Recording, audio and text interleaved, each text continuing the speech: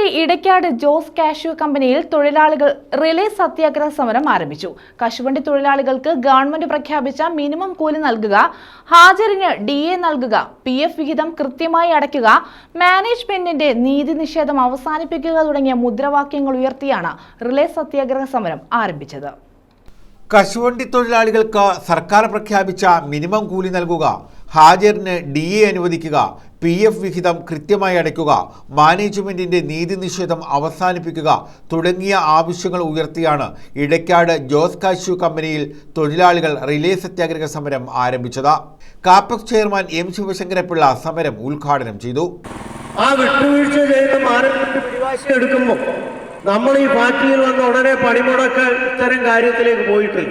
കാര്യം വ്യവസായത്തിലെ പ്രതിസന്ധിയൊക്കെ നിലനിൽക്കുന്നതുകൊണ്ട് ഒരുമാതിരി കാര്യങ്ങൾ ചെയ്തുകൊണ്ട് വ്യവസായം നടത്തിക്കൊണ്ടു പോകണം.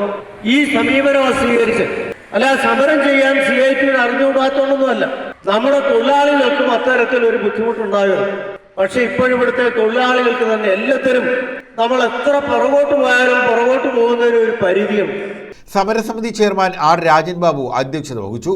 CITU ജില്ലാ കമ്മിറ്റി അംഗം S Sivanpillai, CPM area committee അംഗം B Bineesh, CPM local committee secretary M Manu, advocate KS Ananthakrishnan, PK Linu, Rohini Raju, Sudhin Mannarode, S Sunildeva, V Babykumar, NC Radhakrishnan, S Shanavas എന്നിവർ പങ്കെടുത്തു. DYFI Sooranad block vice president M ഹരികൃഷ്ണനാണ് വെള്ളിയാഴ്ച സത്യാഗ്രഹം അനുഷ്ഠിച്ചത്. News bureau, Chakkuvalli.